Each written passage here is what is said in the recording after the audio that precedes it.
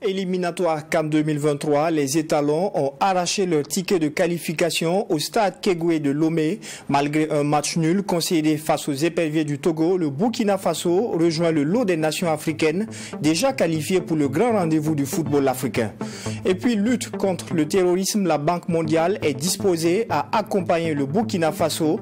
C'est du moins ce que confie le vice-président Afrique de l'Ouest et centrale de la Banque mondiale en marge d'une audience qui lui a été accordée ce mardi par le chef de l'État. Plus de détails dans ce journal. Et puis enfin, à cette session d'information, il sera également question du dialogue de politique publique initié par le CIFOEB, un dialogue qui vise à améliorer la compréhension publique du dispositif national de lutte contre le blanchiment de capitaux et le financement du terrorisme au Burkina. Voilà pour le sommaire. Bonjour et bienvenue à cette session d'information. Après seulement 4 journées disputées sur 6, le Burkina Faso s'est qualifié pour la CAN 2023 qui se déroulera en janvier prochain en terre ivoirienne. Grand favori du groupe B en compagnie du Togo, du Cap-Vert et de l'Eswatini, les demi-finalistes de la dernière CAN pourront prétendre de nouveau au sacre final. Après avoir ouvert le score dès la 12e minute, les étalons ont concédé un but pour l'égalisation togolaise à la 26e minute. Retour sur ce match à suspense avec notre envoyé spécial à Lomé, Assami Thiemtouri. Pour ce match retour entre étalons et éperviers, il fallait s'attendre à une opposition très serrée. Le Togo, devant son public, entre très bien dans le match dès l'entame avec une incursion dans la défense burkinabé, mais sans effet. Sans pression également, les étalons jouent à leur rythme et sur cette première occasion franche, c'est l'ouverture de la marque à la 12e minute. Issa Kaboré du pied gauche offre un caviar à Bertrand Traoré qui trouve le poteau et Dango Ouattara qui était aux aguets reprend le ballon au fond des filets.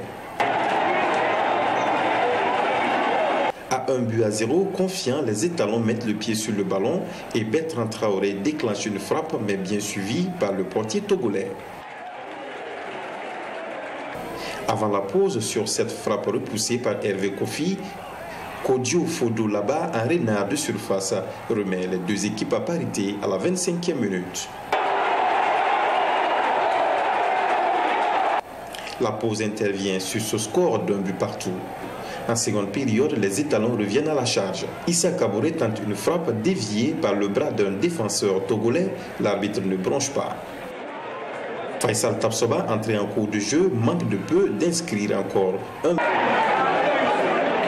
Dans les derniers instants du match, Ismaël Agore du Togo passe à côté également du deuxième but togolais. Score final, un but partout et à la clé, une qualification à la CAN 2023 en Côte d'Ivoire pour le Burkina Faso. Hubert Vélude se dit satisfait et dédie la qualification au peuple burkinabé.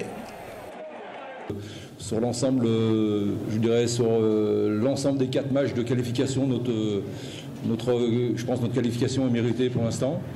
En tout cas, je tiens à dédier cette qualification pour la CAN au peuple burkinabé, comme vous le savez, qui souffre beaucoup. Très heureux ce soir parce qu'on vient de me dire également que je crois que c'est la première fois que le Burkina Faso se qualifie 2 matchs avant la fin des groupes de qualification.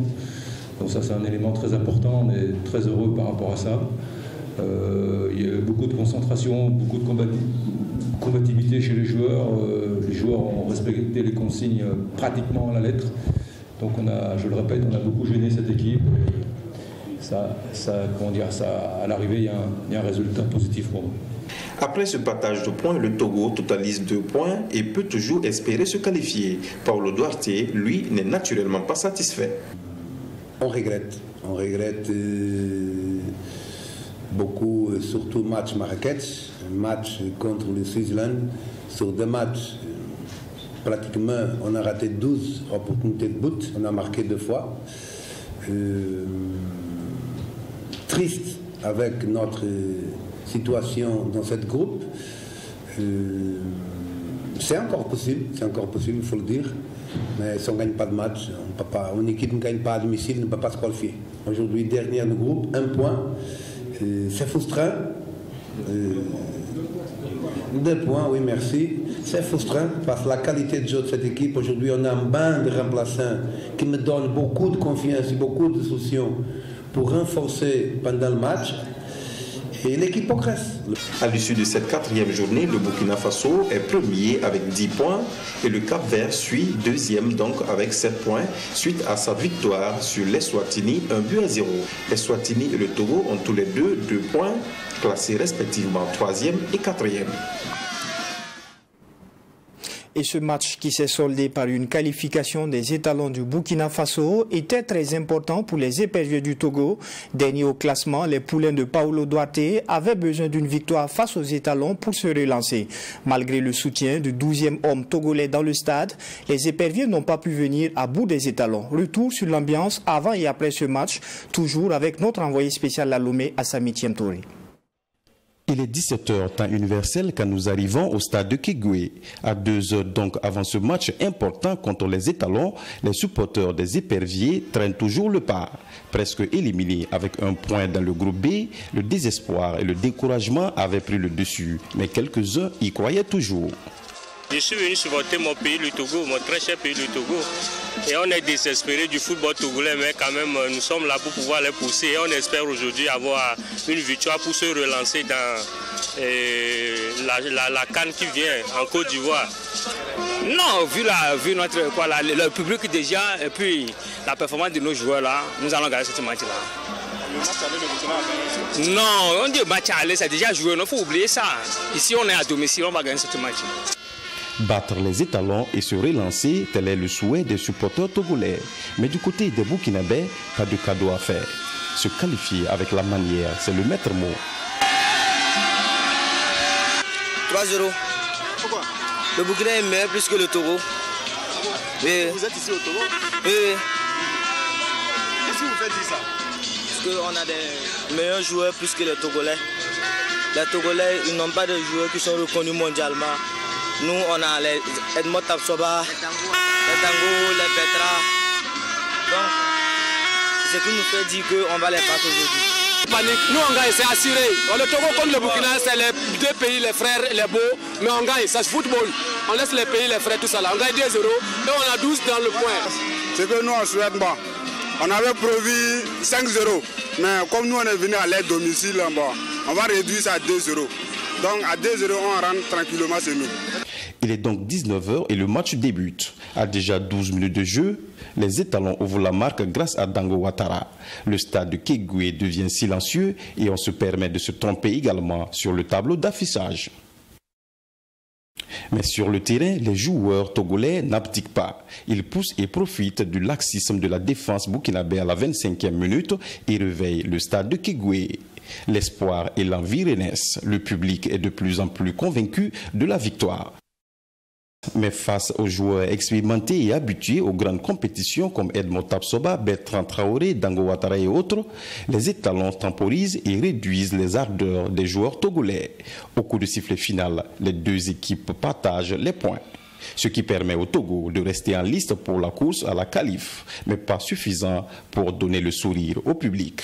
J'ai pas envie de parler, Parce que si je parle aujourd'hui, tout le monde serait au fait, je ne sais pas comment dire. Beaucoup de gens seront découragés de notre pays, quoi. C'est pas bien. Le match a été très mal. Les Togolais ont mal joué.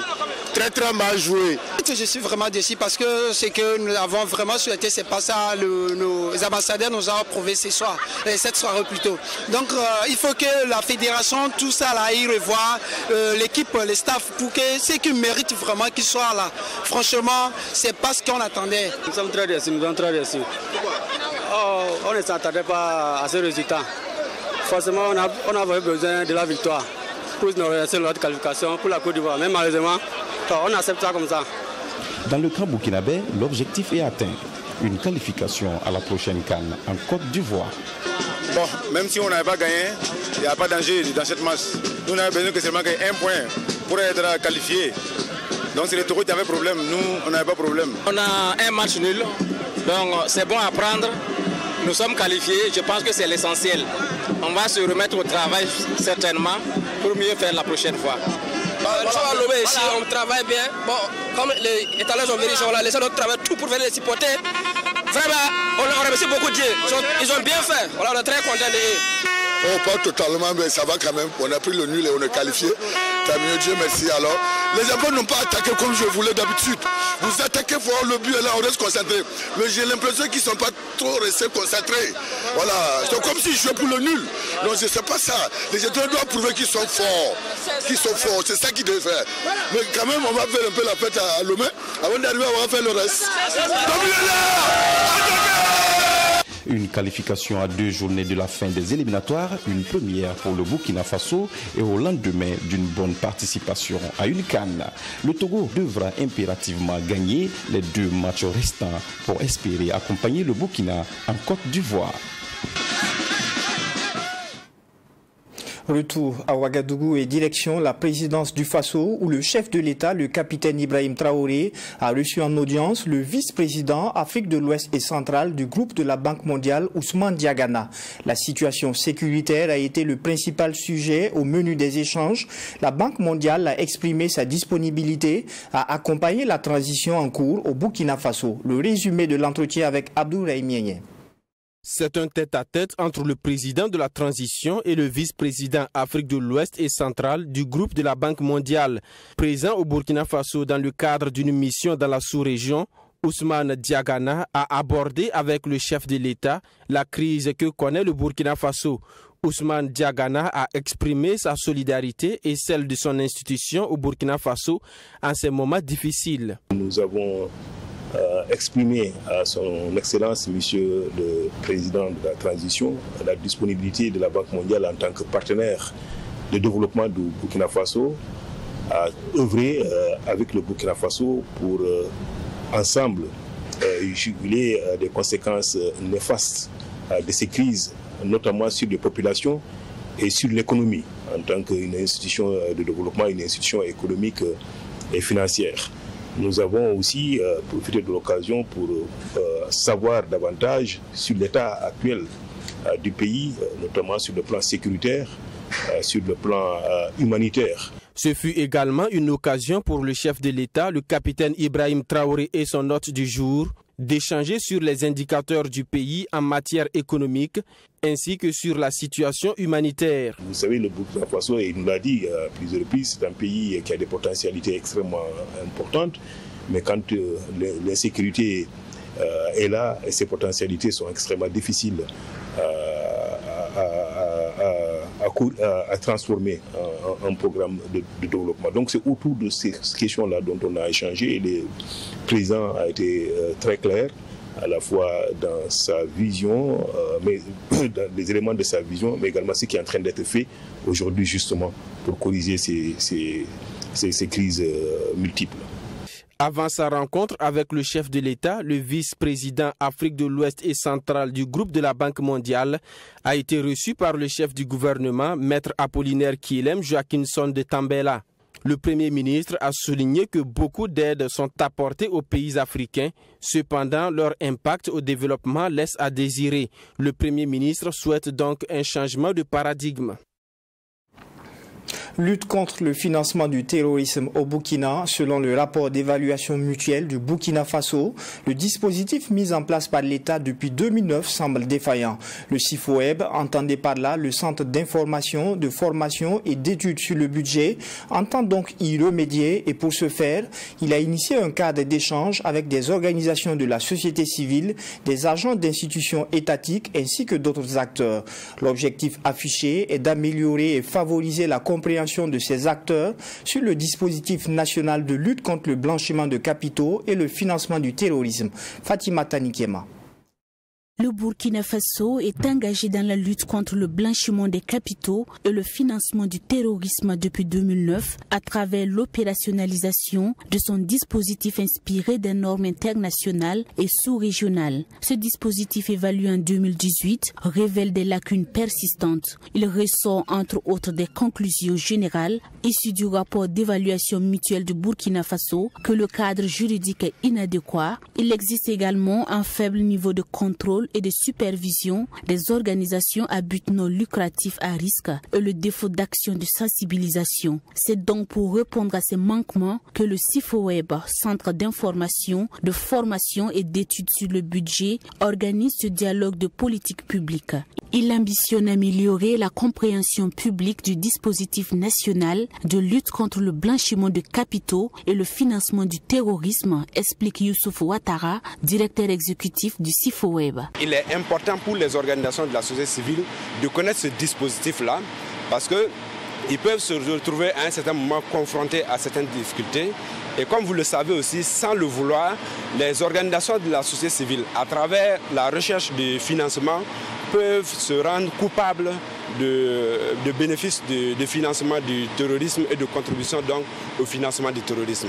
Donc c'est pour leur permettre de comprendre bien la réglementation en matière de lutte contre le financement du terrorisme, mais ouvrir le dialogue aussi avec les acteurs étatiques pour identifier éventuellement les obstacles que cela constitue pour les organisations de la société civile dans leur activité, dans leur recherche de financement, dans leur recherche de partenariat. Durant les 3 jours de travaux, il sera aussi question d'identifier des actions de renforcement de l'espace civique tout en luttant contre le financement du terrorisme, définir les lignes directrices pour construire la résilience des organisations à but non lucratif face à la lutte contre le financement du terrorisme et adopter une déclaration finale à transmettre aux autorités du pays. Le ministre en charge de l'économie et des finances, Aboubakar Nakanabo, salue l'initiative. Ces activités sont des activités qu'il faut apprécier venant d'organisations de la société civile qui ont fait leurs preuves dans les domaines donc, de l'accompagnement de l'État pour les questions de finances publiques. Et aujourd'hui, nous pouvons dire que la réflexion qui sera menée ici nous permettra sans doute d'avoir des idées fortes qui nous permettront d'améliorer les dispositifs qu'on a mis en place pour lutter contre le financement du terrorisme. Notons que ce dialogue de politique publique combinera des panels, des ateliers thématiques et une plénière. Il réunira du 28 au 30 mars 2023 au total 55 participants venus des organisations de la société civile, des associations, des agents d'institutions étatiques et d'autres organisations. L'hebdomadaire L'économiste du Faso célèbre ses 10 ans d'existence et à cet effet, un panel a réuni les acteurs syndicaux, les membres du gouvernement, membres de la Chambre de commerce ainsi que des chefs d'entreprise. L'objectif est de permettre à chacun d'apporter des idées pour redynamiser le secteur de l'économie burkinabé et aider les ménages à faire face aux difficultés financières liées à la crise sécuritaire que traverse le Burkina. Alexis Wenkouni Belem Naba. Dans le contexte de crise, la résilience qui reste le maître mot doit se faire avec l'implication de tous. Ce qui est questionné dans cette salle, justement, c'est quel tandem entre les éléments essentiels que sont les finances publiques, les ménages et les entreprises. Dans un pays comme le Burkina Faso, où la crise liée aux attaques des groupes armés terroristes a paralysé les secteurs de l'économie et fragilisé les ménages, la question tombe à point nommé. Pour Nebila Amadou Yaro, directeur du cabinet d'études et de recherche en entreprise serrée, il faut allier le concept de l'économie de guerre à celui du classique dans ce contexte bien précis. Vous savez bien que l'économie de guerre, c'est une économie qui va amener à un changement structurel des outils de production, à un changement structurel donc des méthodes donc de travail, des méthodes donc de gestion. C'est une économie qui doit aller, qui est mise en place dans la durée. Parce qu'on sait qu'on ne change pas, on ne transforme pas par une économie, une usine de fabrique de ciment en une usine de fabrique de pièces militaires, et ainsi de suite. C'est pour ça que je dis que, en même temps que nous regardons donc quelles sont les caractéristiques de l'économie de guerre, il ne faudrait pas, à mon avis, que nous puissions donc nous installer dans cette économie de guerre. L'ancien ministre en charge de l'économie numérique, par ailleurs ancien directeur général de l'ENAREF, propose de faire en sorte que l'économie endogène puisse fonctionner, à commencer par l'appurement de la dette privée. Je pense que nos entreprises aujourd'hui, lorsqu'on regarde la dette du Burkina, entre 53 et 55% de cette dette-là vient de la dette intérieure.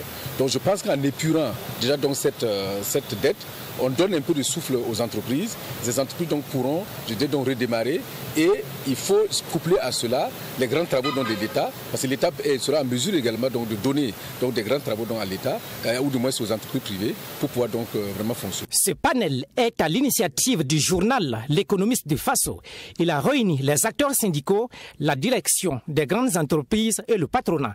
L'idée de ce cadre d'échange est de permettre à chaque acteur d'apporter sa touche à la redynamisation du secteur de l'économie burkinabé. Comment la résilience de l'un peut impacter l'autre aussi, et de voir comment ensemble on peut réfléchir sur des solutions qui sont réalisables, consensuelles, afin non seulement de gagner la guerre, mais aussi de relancer notre économie.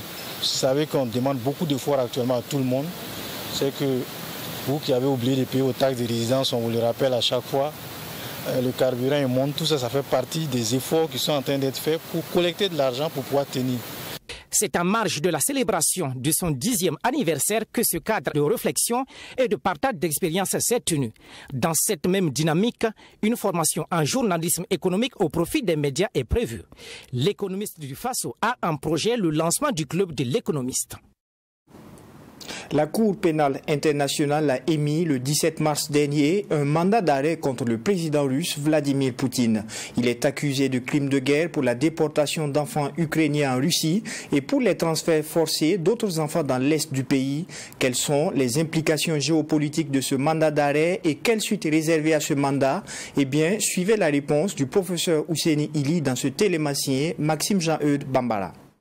Le mandat d'arrêt émis vendredi 17 mars dernier par la Cour pénale internationale CPI contre le président russe Vladimir Poutine laisse interrogateur sur le plan géopolitique, selon le professeur Ouseni Ili, juriste de formation et enseignant-chercheur. Pour ce dernier, ce mandat d'arrêt est étonnant, d'autant plus que c'est contre un État, membre permanent du Conseil de sécurité de l'ONU et détenteur d'une arme nucléaire. Dans tous les cas, ce n'est pas la Russie qui va livrer Vladimir Poutine, c'est son président en exercice, donc ça c'est exclu. Maintenant, la CPI a des moyens de faire arrêter le président lorsqu'il est de passage ou de transit dans des pays qui sont partis au statut portant création de la CPI. Voilà. Mais même là, ce n'est pas évident parce que je pense que si le président russe entreprend des voyages, c'est certainement dans des pays amis et je ne vois mal un pays ami procéder à l'arrestation d'un président d'un pays ami. Le professeur Ili s'interroge sur la suite à réserver à ce mandat d'arrêt, la Russie et l'Ukraine n'étant pas membres de la CPI, même si Kiev reconnaît la compétence de la Cour pénale internationale. Par ailleurs, des mandats d'arrêt émis par la CPI sont restés sans suite dans le passé. L'exemple le plus récent est celui lancé en mars 2009, puis en juillet 2010 contre l'ancien président soudanais Omar el-Béchir, accusé de crimes contre l'humanité et génocide dans la guerre civile au Darfour. Peut-être contenter les Occidentaux. Alors, si c'est là, bien sûr, on a vu que la plupart des pays occidentaux ont apprécié positivement ce mandat. Et peut-être aussi pour un peu, entre guillemets, emmerder, si je peux utiliser le mot, Vladimir Poutine, c'est tout. Parce qu'effectivement, ça peut restreindre plus ou moins ses déplacements et ça va lui faire poser des questions quand il va aller dans tel ou tel pays. En réaction à ce mandat d'arrêt, la Russie a annoncé lundi 20 mars l'ouverture d'une enquête pénale contre le procureur et 3 juges de la Cour pénale internationale. Et pour le professeur Ili, la non-exécution de ce mandat peut discréditer la Cour pénale internationale. Si vous lancez un mandat que vous savez pertinemment que ça ne va pas être exécuté, ça peut créer des soucis de légitimité ou en tout cas de sérieux de cette cour-là, puisque comme je l'ai dit, ce n'est pas le premier mandat. Sinon, au-delà de ça, c'est vrai qu'il y en a des gens, notamment l'ancien président russe, qui a demandé à ce qu'on lance un missile contre la CPI. Mais bon, je pense que ça c'est peu probable, parce que la CPI quand même est aux Pays-Bas. Les Pays-Bas, c'est un membre de l'OTAN. Donc, je ne pense pas que ça puisse déclencher des hostilités de type militaire de la part de la Russie. En rappel, le président russe Vladimir Poutine est suspecté de crimes de guerre pour la déportation d'enfants ukrainiens en Russie et pour les transferts forcés d'autres enfants vers les territoires occupés de l'Est du pays. La commissaire russe aux droits de l'enfant est aussi sous le coup d'un mandat d'arrêt. Il porte sur la déportation de centaines d'enfants retirés d'orphelinats et de foyers en Ukraine et qui auraient été donnés à l'adoption en Russie. Colère ce 28 mars des membres de l'Union nationale pour le rayonnement de la vie scolaire. Mobilisés au ministère de l'Éducation nationale, les personnels revendiquent leur indemnité spéciale de logement. Ils revendiquent aussi l'application du décret portant organisation de l'enseignement secondaire et si rien n'est fait, ils menacent d'aller en grève les 3 et 4 avril prochains. Mamidriana Kamabou. C'est un mouvement d'humeur calme et aucune marche de contestation.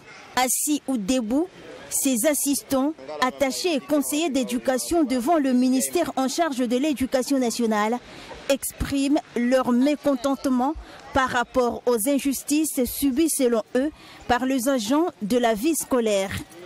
À travers cette manifestation, ces agents demandent au gouvernement l'application du décret 2008 portant organisation de l'enseignement secondaire du 2 juillet 2008 et de tous les avantages qui en découlent. Ce décret prend en compte l'extension de l'indemnité spéciale de logement à tous les agents de la vie scolaire. Le personnel d'encadrement nous a refusé beaucoup de choses, par exemple l'octroi de l'indemnité de logement. Et la vie scolaire n'a pas été associée. Ils ont augmenté tous ceux qui sont, en tout cas, sur le terrain et laissé la vie scolaire. Pourtant, nous sommes sur le terrain aussi. Donc, nous réclamons vraiment qu'ils corrigent cette injustice vis-à-vis de la loi. Outre cela, ce mouvement se veut, selon les initiateurs, un rappel pour la satisfaction d'autres points de revendication. Les plus importants sont l'évacuation de toute la cohorte des assistants d'éducation dans un délai de 2 ans maximum, la formation continue au profit des AVS, le respect du ratio de 2 classes par assistant attaché d'éducation à travers la prise d'un arrêté ministériel définissant clairement les SOG, la participation de tous les AVS au secrétariat des examens scolaires, BPC, CAP, BP, BAC, y compris les agents dont les établissements abritent des centres secondaires. Ces agents revendiquent aussi la prise en charge de l'évacuation des élèves victimes de malaise pendant les cours. Dans les tests, on dit qu'un élève tombe, on doit assister, ou bien on va assister à l'évacuation. Voilà, mais nous, assister à l'évacuation, c'est quoi? Nous devons être là. Il va falloir peut-être qu'une ambulance soit là, ou bien on va trouver quelque chose pour venir prendre l'élève et puis nous allons l'accompagner. Mais c'est le contraire. Nous sommes obligés de prendre nos engins, des collègues qui partent et puis tu pars seul. Voilà, les premiers soins. Voilà, il va falloir dégager quelque chose. Tu vas aller soigner un élève. Bon, les parents vont venir. Bon, souvent tu vas voir que c'est compliqué. L'Union nationale pour le rayonnement de la vie scolaire a soumis leur plateforme revendicative au premier responsable du ministère de l'Éducation nationale. La remise se fait à huis clos. Ces agents souhaitent que les autorités portent une attention particulière à leurs revendications. S'ils n'obtiennent pas gain de cause, une grève de 48 heures est annoncée sur l'étendue du territoire national allant de lundi 3 avril au mardi 4 avril prochain. D'ici le 3, c'est la rentrée et nous pensons partir en mouvement d'humeur sur le terrain maintenant. Ici, on a visé les congés pour nous faire entendre, pour ne pas que ça empiète sur le travail pédagogique, sur le travail de l'école. Donc, mais bon, s'ils estiment que non, tout ce qu'on dit, ils n'ont pas un oreille attentif dans ça. Bon, on va essayer d'entamer d'autres méthodes, peut-être sur le terrain. Et en ce moment, ça peut jouer négativement sur le rendement des enfants. Selon le secrétaire général adjoint de l'Union nationale pour le rayonnement de la vie scolaire, les premiers responsables du MENA-PLN ont pris en compte leurs revendications et vont travailler dans ce sens. Menace contre des hommes de médias au Burkina. Alain Traoré, animateur de l'émission Le Défouloir de Alain, fait partie de ceux qui reçoivent des intimidations et même des menaces de mort au quotidien. L'animateur que nous avons rencontré dit être incompris par certains téléspectateurs et auditeurs, une situation qu'il déplore et il lance par ailleurs un cri de cœur à l'endroit des autorités de transition. Serge Bassolé et Yacine Sawadgo l'ont rencontré pour vous. Des menaces et des appels au meurtre de certains hommes de médias sont devenus monnaie courante sur les réseaux sociaux. Alain Traoré dit Alain fait partie de ces personnes qui enregistrent régulièrement ces menaces. Suite à sa dernière édition de l'émission dénommée Le Défloir d'Alain en date du 25 mars, où les journalistes se prononçaient à travers un ton satirique sur l'enrôlement de Boucaré Ouedraogo de l'appel de Kaya comme VDP.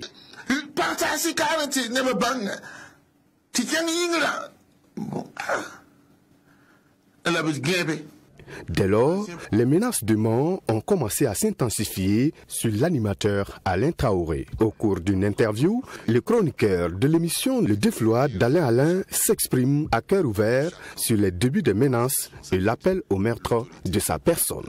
Beaucoup de présidents sont passés où je les ai donné quand même de petits surnoms, d'où Ibé Ninja. Voilà. J'ai dit, il faut voir, il y a des costauds là-bas, si d'aventure ils se disent déjà qu'ils sont enrôlés, pourquoi ne pas aller au front? Va les enrôler. Voilà. Patatras, c'est fini. Ces mêmes gars font une rencontre la nuit au même rond-point, font des vidéos, m'insultent parce que quelqu'un a eu l'idée de couper la partie, de faire une petite vidéo et de mettre sur les réseaux sociaux. Oh là là, ça suffit pour me tuer, ça suffit pour brûler chez moi, brûler Radio Omega, brûler les journalistes, tuer les journalistes. Alain Traoré estime que ses détracteurs comprennent mal les messages qu'il véhicule à travers ses chroniques ou soit qu'ils sont de mauvaise foi. Pour lui, il y a des moments où il se sent envahi par la peur. Sa famille également vit cette peur. C'est le cas de sa génitrice qui est tout le temps apeurée par les menaces proférées à l'endroit de son fils, nous confie Alain. Ce n'est pas que ma chronique n'est pas comprise par les populations, les autorités, non. C'est des gens, c'est un groupuscule qui se font passer pour des gens qui sont au-dessus peut-être de la loi et qui, je ne sais pas, arrivent à permettez-moi le terme, débiter des menaces comme ça pour intimider les gens. Je pense que les autorités doivent faire quelque chose dans ce sens-là parce que c'est vilain. C'est vilain et ça n'honore même pas le Burkinabé. Ça nous divise. Alain Traoré invite toutes ces personnes qui s'adonnent à ces pratiques à se départir de ces actions qui ne protègent pas le président, mais au contraire le rend vulnérable. Il invite les autorités à avoir un regard protecteur sur les hommes de médias. Il va falloir que les autorités essaient de voir parce que ceux qui pensent, qui font cela, qui pensent qu'ils aident le président, je suis désolé, ils n'aident pas le président. Ils n'aident pas le processus que le président est en train de mettre en place. Non. Au contraire, ils sont en train de mettre des bâtons dans les roues du président. Ce n'est pas de bonne manière. Le président a sa sécurité. Vous n'êtes pas armé. Vous protégez le président comment? Je ne sais pas comment il protège le président. Et je ne sais pas pourquoi on laisse faire. Et à quelques mètres même de la sécurité de la présidence. Sinon à quelques mètres de la présidence. Il faut noter que Alain Traoré fait partie de ces hommes du média à être la cible de menaces et appelle au meurtre. Et c'est tout pour ce rendez-vous de l'information sur votre télévision 3TV. Linda Sarah Kabore vous retrouve à 20h pour une autre session d'information. Au revoir.